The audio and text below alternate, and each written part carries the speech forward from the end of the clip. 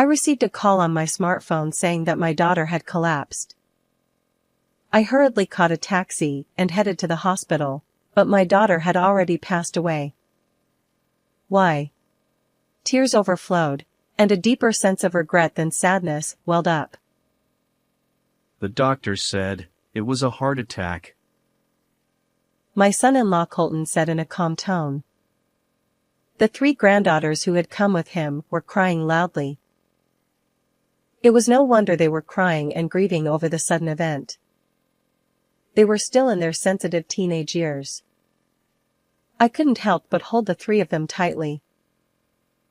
Then, my daughter's funeral was held.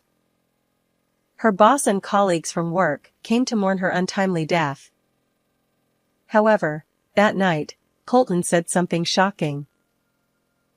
I'm going to remarry the president's daughter.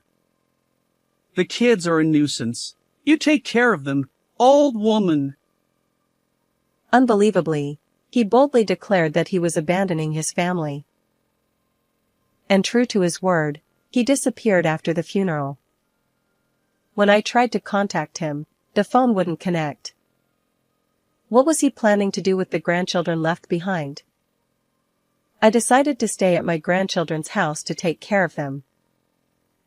One day, when I returned from shopping, I heard cheers coming from the living room. The grandchildren were laughing at something. Then, they quickly took a piece of paper that had just come out of the printer and handed it to me. With this, Dad is going to hell, said Lydia, the youngest daughter, with a smile as I approached.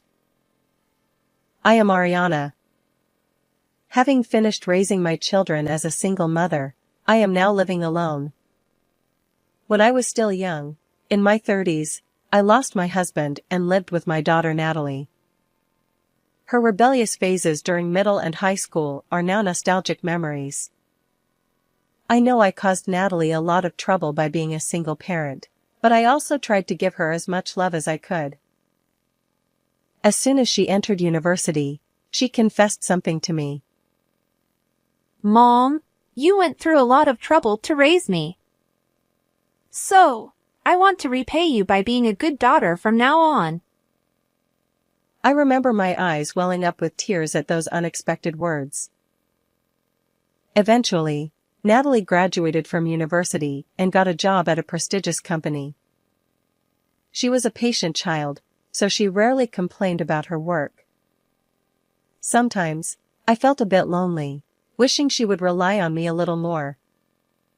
After she started working, she would surprise me with trips for my birthday or Mother's Day every year. Thank you, Natalie. I am so fortunate. Me too, Mom, Natalie replied, and we both smiled shyly at the hotel during one of our trips. Natalie finally found a partner and said she wanted to get married. He was a senior at the same company, named Colton. His firm mouth, expensive-looking suit, and gentlemanly demeanor were overwhelming. Later, Natalie told me that he had been popular among the female employees since he was a new hire. Handsome, elite, tall, and well-dressed, it was no wonder. I wondered what made him choose Natalie. Why did I choose Natalie? Well, she is very serious about her work. And she is also very filial, which I found very admirable. I was drawn to such a wonderful person, Colton said, blushing as they exchanged glances. They looked so fresh and well-matched at that moment. The two got married and, a few years later, had 3 children. Natalie and Colton continued to work at the same company, with Colton now in the HR department. His popularity did not wane, and despite having a wife and children, female employees continued to approach him. Natalie began to express her unease about Colton's friendly nature. He gets lunch boxes from various women. He says he refuses them, though. It's okay. Colton seemed sincere. I hope so, but you know, some people enjoy stealing others' partners. I've never seen that. Is it true? Yes. Natalie nodded vigorously while munching on a snack. Since giving birth, I felt that Natalie had become stronger in many ways. As a wife and mother, she was updating her inner self. However, whenever she was troubled, I always tried to be there for her. As for the grandchildren, the eldest, Elena, and the twins, Lillian and Lydia, were all girls and very close. The three sisters grew up quickly, with Elena now in her 9th grade and Lillian and Lydia in the 5th grade. Despite the age difference, they all shared a love for mystery novels. Last Christmas, they asked for the complete works of Conan Doyle as a present. I wondered if it was something for elementary and junior high school students to read. But they all laughed and said, "We're mystery geeks."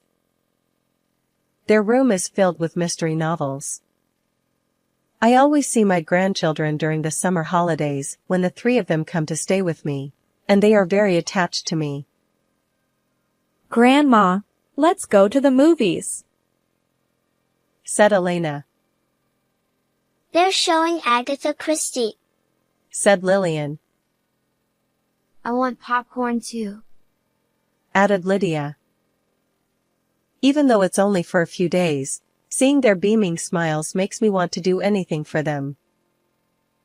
All right, let's go then, I said. Natalie had told me not to spoil them too much, but that was difficult. One summer day, during a heat wave, I received a call on my smartphone saying that Natalie had collapsed. What? Colton, is that true? My hands trembled, and my heart felt like it was being crushed. Colton, however, calmly informed me of the hospital where Natalie was, as if it were a routine matter. I hurriedly caught a taxi and headed to the hospital where Natalie and Colton were. By the time I arrived, Natalie had already passed away. Tears overflowed, and a deeper sense of regret than sadness welled up. Why? I called Natalie's name over and over. I wanted her to respond. But her tightly closed eyelids never opened again.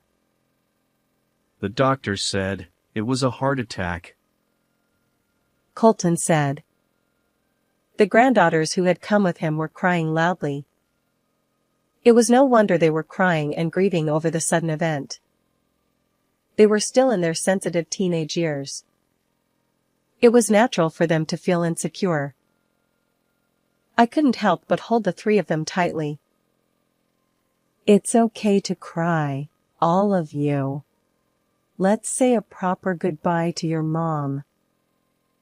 While hugging my granddaughters tightly in the hospital corridor, I looked at Colton. Why, Natalie, why? He turned his back to us, probably trying not to show his tears. It seemed he was crying alone. He wiped his eyes with the cuff of his expensive suit. But for some reason, the cuff didn't seem wet. Sniffling, he turned to face us. Strangely, his eyes looked as if he hadn't been crying at all, and there were no traces of tears on his cheeks. I'm sorry for losing my composure. I need to go back to the office and report this, he said calmly. What? Can't you do that over the phone? What about the kids? Ariana, please take the children home with you. I'm sorry, but please, he said and left. His calmness was eerie. Or maybe he was just pretending that nothing was wrong. After that, he left all the paperwork and administrative procedures to me, always giving some excuse like an important business meeting or an unavoidable client dinner. At the funeral, he was constantly looking at his smartphone, fidgeting. Oh, It's from a client. It seems one of our subordinates caused some trouble, and I need to handle it. Colton said. But there are many people from your company here too, I replied. Many people from Natalie and Colton's workplace, including their superiors and subordinates, attended the funeral. There were bosses shedding tears over Natalie's untimely death, female colleagues who had lunch with her, and junior employees. Everyone shared their memories of Natalie, saying she was a caring person. Her work was also outstanding, and she had come up with ideas that no one else could imitate, leading to successful projects. I had never heard Natalie talk about her work. Learning about this side of her now filled me with a sense of inadequacy. You are the chief mourner, so please give a proper greeting, I admonished him. Colton sighed in annoyance and muttered. I understand. At that moment, a woman approached Colton. Colton, my condolences. She said, but changed her tone when she saw me. I was suspicious, but Colton didn't seem to mind and welcomed her happily. Delilah, you came. Despite being busy. Oh, Ariana, this is Delilah. Colton suddenly became talkative and even revealed that she was the president's daughter. Watching the two of them, I noticed they seemed unusually close. It didn't seem like they were old acquaintances or childhood friends. Despite being at a funeral, Delilah clung to Colton and wouldn't let go, as if to say, his side is my place. My intuition, which I didn't want to rely on, told me something was wrong. That night, after the grandchildren had gone to bed, I confronted Colton about her. Her? Oh, Delilah. Well, she's like my girlfriend, he said irritably. I couldn't believe my ears. Girlfriend. After getting married, I realized. Natalie is plain, not interesting, and not glamorous, he said. I stared at him, wondering what he was talking about. Even though we have money, she kept saving for the kids. He spat out in disgust. I was fed up with the poor lifestyle. Savings are necessary. You need money for the 3 kids' education. Natalie told me that too. That's why I said I wanted a divorce. Many times. Many times. But Natalie refused, saying it wouldn't be good for the kids. At least until they become adults, he said. For Natalie, who was raised by a single parent, she probably didn't want her daughters to go through the same experience. She always prioritized the kids and put me last. It's really annoying how serious she is, Colton said. I struggled to understand. Are there families that don't prioritize their children? Despite being an adult, he seemed to only think about himself. Colton, looking irritated, glanced at his smartphone and continued. So, I started seeing Delilah to blow off steam, and I strongly felt that it would be better if Natalie wasn't around. I was speechless, unable to say anything, while he calmly said, Well, it's just as well. I'm going to remarry the president's daughter. The kids are a nuisance. You take care of them, old woman, he declared boldly, abandoning his family. Before I could say anything, he quickly disappeared. Although he attended the funeral as the chief mourner, he left the house as soon as it was over, causing the grandchildren to panic. When I tried to contact him, he didn't answer the phone. It seems he even took paid leave from work and hasn't been going to the office. Natalie never consulted me about the divorce. It was a matter between the couple, so it wasn't my place to intervene, but I still feel regret, thinking I might have been able to offer some advice. No, Now is not the time to be sentimental, I said, slapping my cheeks with both hands and packing for a few days. I headed to the house where the grandchildren were and decided to stay there for a while. When they saw my face, they were relieved and started crying, causing a commotion. They must have been very anxious with their father gone too. It's okay now, I'm here, I said, hugging the three of them tightly to calm them down before preparing dinner and doing the laundry. When I glanced at the calendar, I saw a date circled in red pen with the words "Summer Vacation Starts" written on it. It seems like it will start next week. Grandma, you came to our house this year, Lillian said, hugging my waist tightly. Her eyes were red from crying earlier. With an innocent expression, Lillian stared at me for a moment before pattering out of the living room. Elena and Lydia didn't say anything, but they seemed to be trying to cope with this reality. While spending time with them, I started sorting through Natalie's belongings.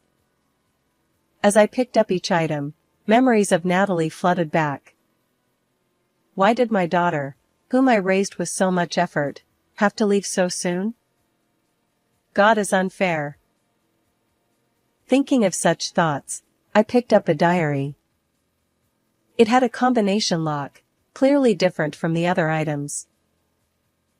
Come to think of it, she mentioned something a few months ago, I recalled.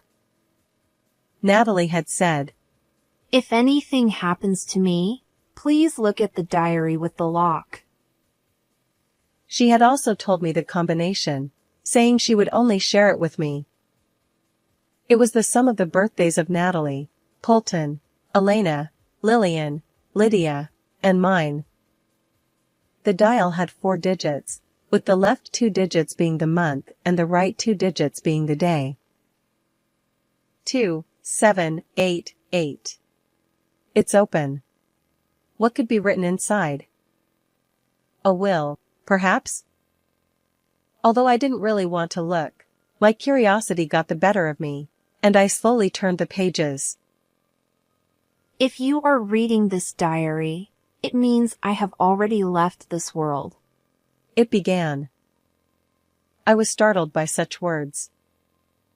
Too much reading of novels. I composed myself and continued reading, only to find something unbelievable written inside. No way! This can't be true! The diary detailed the suspicions of Colton's infidelity and the process of gathering evidence. It also touched on the working conditions at her company. There were records showing unreported overtime and instances where she was denied permission to go to the hospital despite complaining of poor health. She had hidden the recording data of those times in another place. I found the recording data and decided to listen to it immediately. It contained a harsh voice berating Natalie when she asked to go to the hospital. I couldn't understand why she was treated so harshly. It seemed that Colton had ordered her transferred to this strict boss. Colton betrayed me and the children. He will pay for this, the diary concluded. Natalie had been preparing to demand compensation from Colton and his mistress with this evidence and to proceed with the divorce.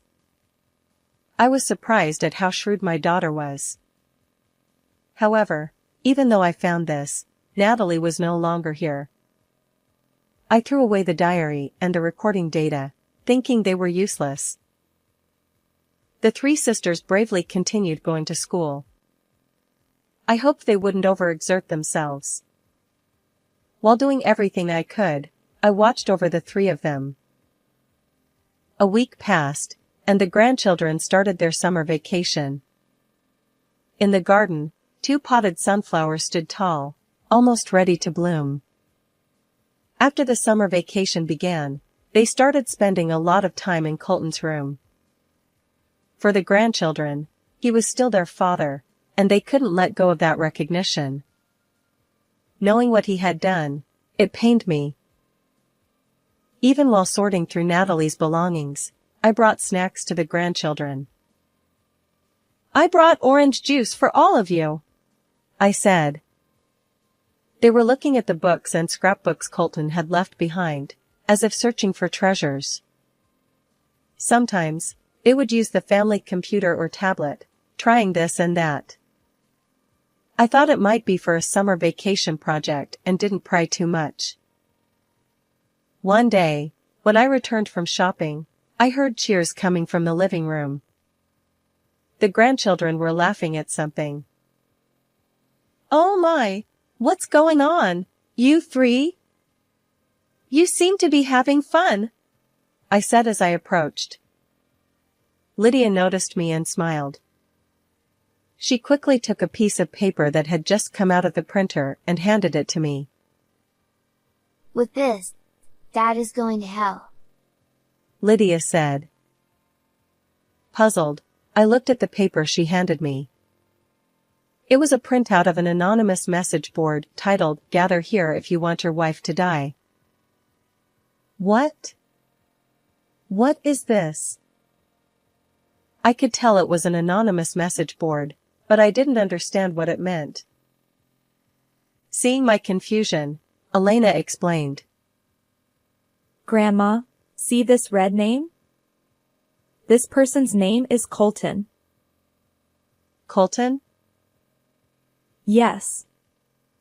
Comments posted from this internet connection are displayed in red. So, this is Dad's comment. Indeed, Colton's comment was displayed in red. As I continued reading, it detailed how he had cornered Natalie. I abused my authority in the HR department to transfer my wife to a troublesome department. That place is always short-staffed, serving her right. Because she is so caring, she stays late every day to help her subordinates with their overtime, working over 80 hours a month. She'll collapse from overwork soon. what a terrible thing. I was shocked, but the comments continued. Pretending to care for my tired wife, I cooked unhealthy meals full of oil and salt. It was amusing to see her eat them every day. She told me her health check results weren't good, but I won't let her go to the hospital or get a re-examination. Such malicious words were written in red. In response to Colton's posts, others replied with comments like "You're a monster" or "Keep it up," egging him on. It's hard to believe someone could methodically drive another person to such a state. I couldn't hide my shock that Colton, who seemed so personable, had done all this. The final post read, Finally, my wife is gone. She was taken to the hospital with a heart attack, and I met her mother there, pretending to be sad. Now I can get rid of her. How awful. He reported Natalie's death with joy. It was so grotesque and hard to believe. Other comments congratulated him, expressed envy, or offered words of encouragement.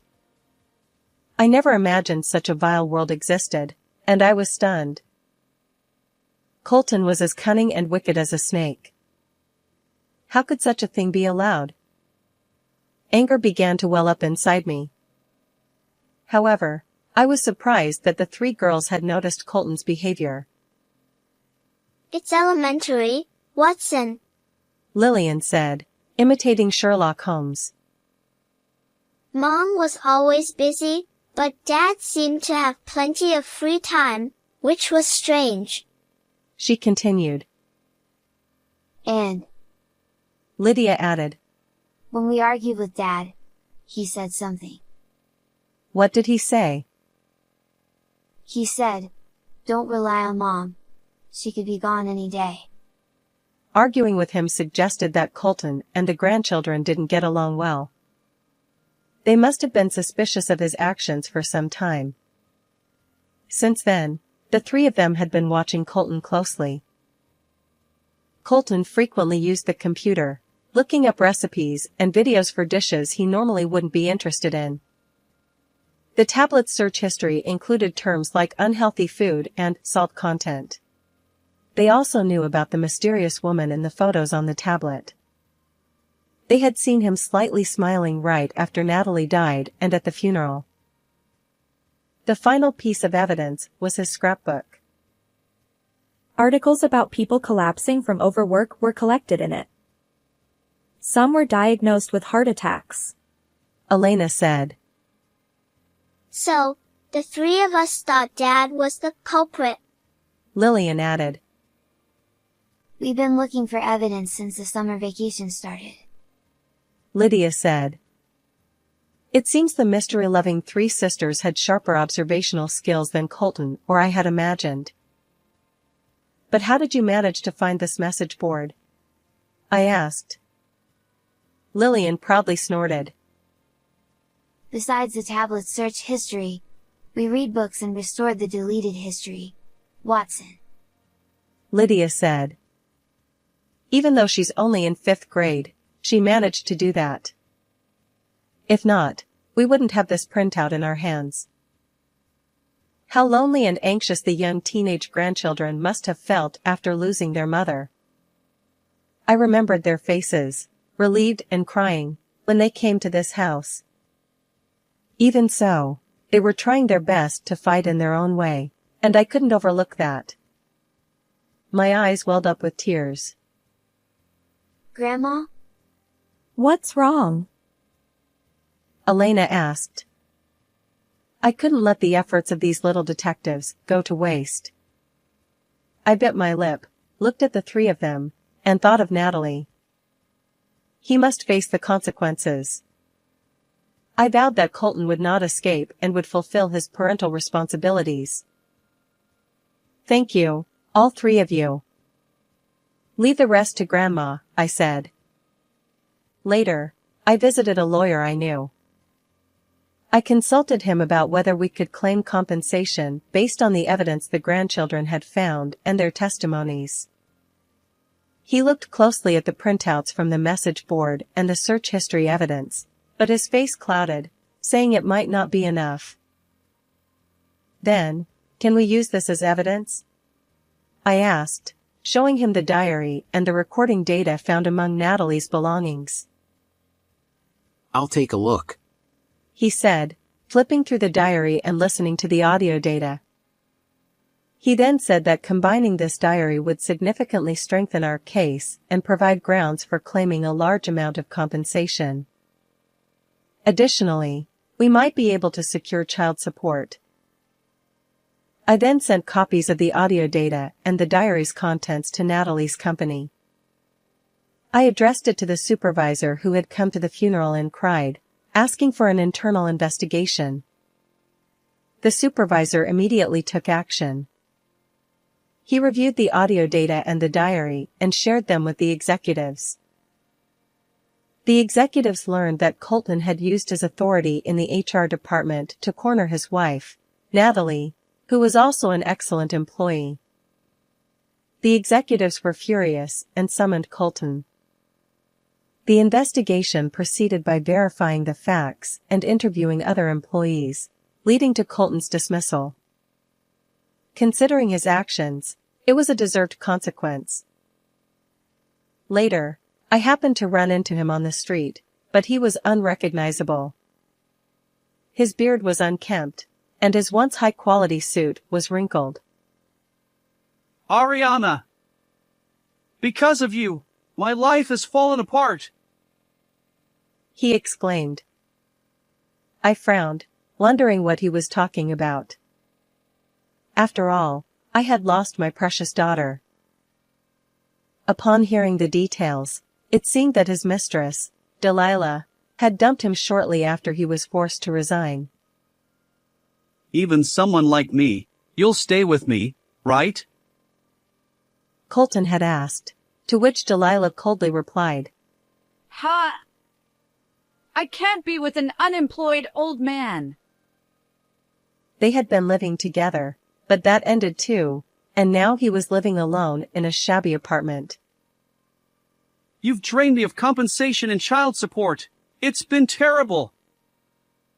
He complained, grumbling that his savings were nearly depleted due to keeping up with the president's daughter's spending habits. I felt more anger than sadness. I wanted to chase after him and slap his face. However, the fact that he didn't ask about the grandchildren showed that he no longer had any love for his family. Realizing that nothing would affect him, I gave up. It was much happier to focus on raising the 3 grandchildren than to hate him. After Colton resigned, several company executives visited our home. They came to apologize for Natalie. They regretted not being able to grasp her situation and driving her to death. They asked me to accept a large amount of compensation prepared by the company. I was surprised by the sudden offer, but decided to accept it. However, even with that, Natalie would not come back. There would be no more laughing together with her. I thought about this while watering the sunflowers in the garden. The large flowers were standing tall and blooming beautifully. Thanks to the compensation, child support, and Natalie's savings, I could raise the grandchildren without any inconvenience. Elena started going to cram school in preparation for her high school entrance exams. Lillian and Lydia began reading mystery novels and watching dramas, and they seemed to be enjoying their days. Still, sometimes I saw them looking as if they were searching for their mother, and it made my heart ache. Losing my daughter and the grandchildren losing their mother was equally sad. I wanted us to slowly heal from this sadness and loneliness and be able to laugh from the heart together. I hoped we could live like those sunflowers, standing tall and looking up. How did you like this story? Please don't forget to subscribe to the channel. See you in the next video.